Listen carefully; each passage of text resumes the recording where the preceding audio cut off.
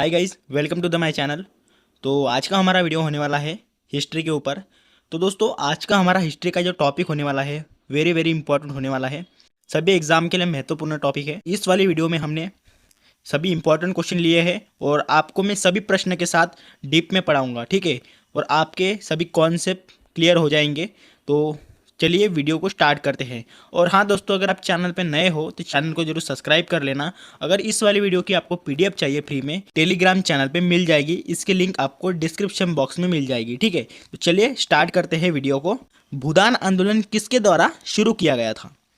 तो इस क्वेश्चन का राइट आंसर है ऑप्शन ए, विनोबा भावे जी द्वारा भूदान आंदोलन शुरू किया गया था, ठीक है। तो आइए इसी के ऊपर हम इंपॉर्टेंट पॉइंट्स देख लेते हैं।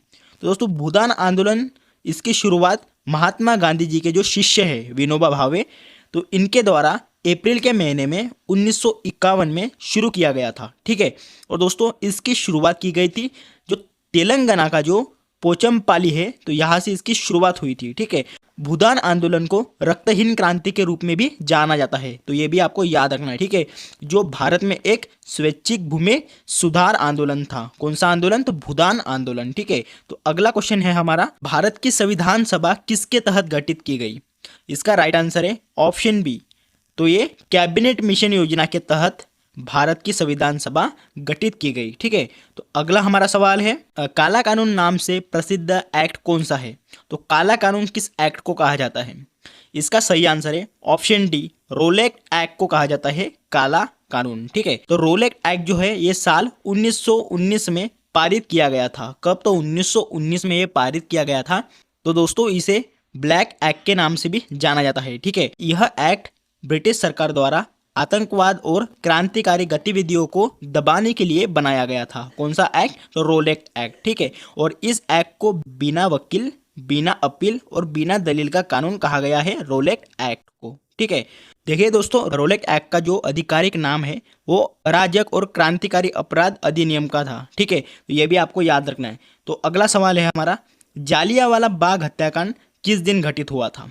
तो इसका राइट आंसर है हमारा 13 अप्रैल 1919 में। कब? तो 13 अप्रैल 1919 में जालियांवाला बाग हत्याकांड घटित हुआ था, ठीक है। तो जालियांवाला जो बाग हत्याकांड था ये 13 अप्रैल 1919 को बैसाखी के दिन हुआ था, ठीक है। और रोलेट एक्ट के विरोध में पंजाब के अमृतसर के जालियांवाला बाग में एक सभा बुलाई गई थी और यह शांतिपूर्ण विरोध कर रहे थे, पर जनरल डायर ने इन पर अंधाधुंध गोलियां चला दी थी, ठीक है। देखिए दोस्तों, जालियांवाला बाग में एक सभा बुलाई गई थी, ठीक है। वे शांतिपूर्ण विरोध कर रहे थे, लेकिन जनरल डायर नाम का एक व्यक्ति था, तो इन्होंने अंधाधुंध गोलियां चला दी थी, ठीक है। और इस घटना के विरुद्ध में महात्मा गांधी ने केसर ए हिंद की उपाधि, रविंद्रनाथ टैगोर ने सर की उपाधि लौटा दी थी। तो ये भी आपको याद रखना है, ठीक है। और दोस्तों, इस घटना की जांच के लिए कौन सी कमीशन नियुक्त की गई थी? तो कई बार एग्जाम में पूछा गया है, तो हंटर कमीशन, ठीक है। हंटर नाम की एक कमीशन है, तो ये नियुक्त की गई थी, ठीक है। और जिसमें सरकारी रिपोर्ट के अनुसार 379 लोग, कांग्रेस समिति के अनुसार 1000 लोग मारे गए थे, ठीक है। तो ये आपको याद रखना है। और इस सभा की मुखबिरी हंसराज नामक भारतीय ने की थी और डायर का सहयोग किया था इन्होंने, ठीक है।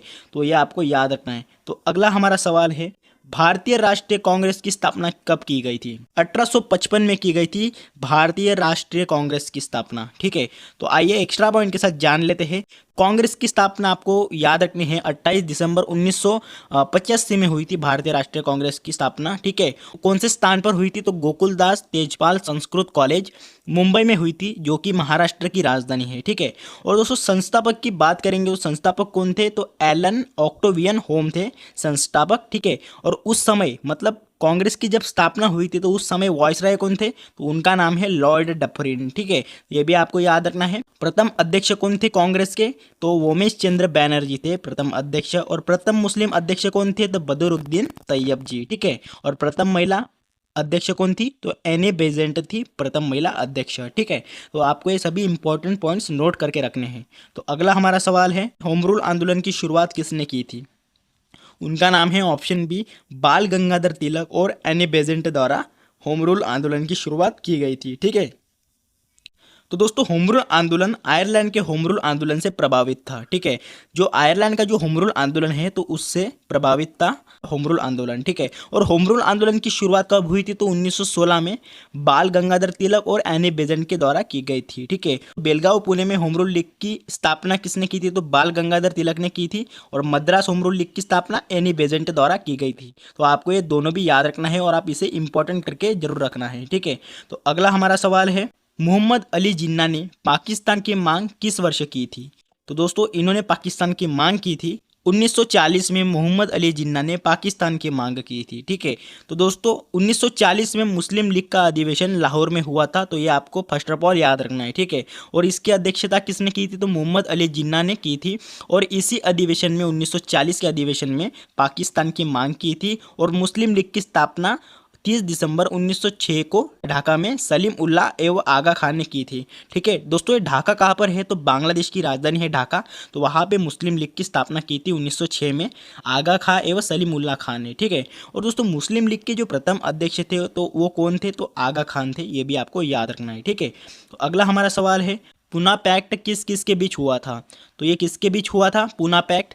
इसका सही आंसर है ऑप्शन सी, डॉक्टर बाबा साहब अम्बेडकर और महात्मा गांधी जी के बीच हुआ था पूना पैक्ट। ठीक है, तो आइए इसी के ऊपर भी जान लेते हैं। तो ये समझौता पुणे की यरवदा सेंट्रल जेल में 24 सितंबर 1932 को हुआ था। कब हुआ था? तो 24 सितंबर 1932 को ये पुणे का जो सेंट्रल जेल है यरवदा, तो यहाँ पे हुआ था ये समझौता। ठीक है, और उस समझौते का परिणाम हमको जानना जरूरी है।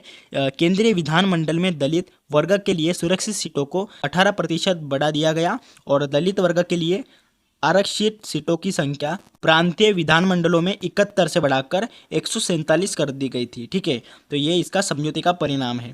तो अगला हमारा सवाल है, गांधी इरविन समझौता कब हुआ था? तो गांधी इरविन समझौता हुआ था ऑप्शन सी 5 मार्च 1931 में गांधी इरविन समझौता हुआ था। ठीक है, तो जान लेते हैं। तो दोस्तों गांधी इरविन समझौता था जो 5 मार्च 1931 को महात्मा गांधी और लॉर्ड इरविन द्वारा राजनीतिक समझौता था। ठीक है, और इस समझौते का उद्देश्य क्या है? गोलमेज सम्मेलनों में भारतीय राष्ट्रीय कांग्रेस की भागीदारी को शामिल करना था। इसका यह मुख्य उद्देश्य था। ठीक है, तो हमारा अगला सवाल है, प्रथम गोलमेज सम्मेलन किस स्थान पर आयोजित किया गया था? तो ये कहाँ पर आयोजित किया गया था? इसका राइट आंसर है ऑप्शन बी, लंदन में ये आयोजित किया गया था। ठीक है, तो ये लंदन में आयोजित किया गया था प्रथम गोलमेज सम्मेलन। ठीक है, अंग्रेज सरकार द्वारा भारत में संवैधानिक सुधारों पर चर्चा के लिए टोटल 3 गोलमेज सम्मेलन हुए थे। तो कितने सम्मेलन हुए थे? तो टोटल 3 सम्मेलन हुए थे गोलमेज सम्मेलन, जिसमें भीमराव अंबेडकर जी ने तीनों गोलमेज सम्मेलन में भाग लिया था। ठीक है, तो ये भी प्रश्न बनता है कि भीमराव अंबेडकर जी कितने गोलमेज सम्मेलन में उपस्थित थे? ठीक है, कई बार एग्जाम में पूछा जा चुका है।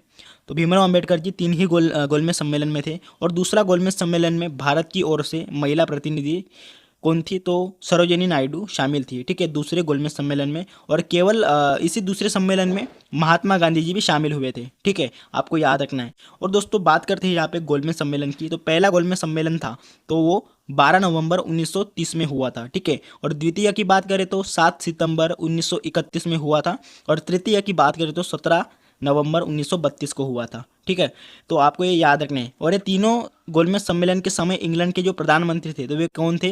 रामजे मैकडोनाल्ड थे। ठीक है, तो ये भी आपको याद रखना है। ये भी प्रश्न कई बार एग्जाम में बन चुका है। तो अगला सवाल है हमारा, सविनय अवज्ञा आंदोलन कब शुरू किया गया था? तो इसका सही आंसर है हमारा ऑप्शन बी, 12 मार्च 1930 को सविनय अवज्ञा आंदोलन शुरू किया गया था। ठीक है, तो ये आपको याद रखना है। तो अगला सवाल है हमारा, किस कांग्रेस अधिवेशन में 31 दिसंबर 1929 को पूर्ण स्वराज्य की घोषणा की गई थी?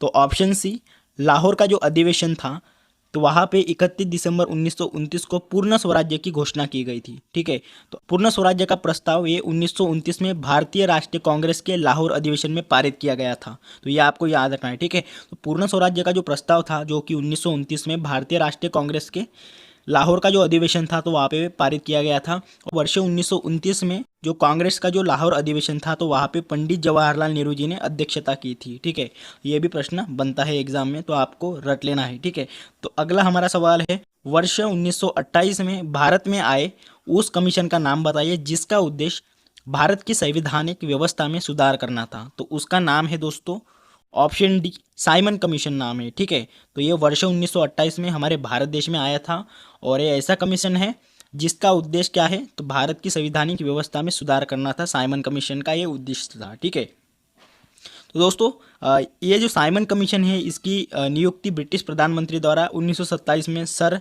साइमन के नेतृत्व में की गई थी। ठीक है, और इस कमीशन में 7 सदस्य थे और यह वर्ष 1928 में भारत में आया था। ठीक है, तो इस कमीशन में टोटल 7 सदस्य थे और भारत में 1928 में आया था साइमन कमीशन। ठीक है, इसका मुख्य कार्य क्या है दोस्तों, भारत की संवैधानिक व्यवस्था में सुधार करना था, इसका मुख्य कार्य है। और साइमन कमीशन में कोई भी भारतीय सदस्य नहीं रखा गया था, इसलिए भारतीयों ने इसका विरोध किया था। ठीक है, तो साइमन कमीशन ऐसा कमीशन है जिसमें एक भी भारतीय नहीं रखा गया था, तो इसलिए हमारे भारतीयों ने इसका विरोध किया था। ठीक है, और इस कमीशन को वाइट कमीशन भी कहा जाता है। तो कौन सा कमीशन, साइमन कमीशन को वाइट कमीशन भी कहा जाता है। ठीक है, चौरी चौरा घटना कब घटित हुई थी, तो ये जो घटना है चौरी चौरा, ये घटित हुई थी ऑप्शन ए 4 फरवरी 1922 को चौरी चौरा घटना घटित हुई थी। ठीक है, ये इसको इंपॉर्टेंट करके रखना है आपको जरूर। तो दोस्तों चौरी चौरा जो घटना है ये 4 फरवरी 1922 को गोरखपुर में चौरी चौरा है तो वहाँ पे ये घटित हुई थी। और दोस्तों इस घटना के कारण गांधी जी ने असहयोग आंदोलन वापस लिया था। ठीक है, तो गांधी जी ने असहयोग जो आंदोलन है वो वापस लिया था। और इस चौरी चौरा घटना में भीड़ ने पुलिस थाने में आग लगा दी थी, जिसमें हमारे 22 पुलिस कर्मचारी मारे गए थे। ठीक है, तो उम्मीद करता हूँ आपको ये समझ गया होगा। डेली वीडियो चाहिए तो चैनल को जरूर सब्सक्राइब करके जाना और मिलते हैं दोस्तों नेक्स्ट वाली वीडियो में। जय हिंद।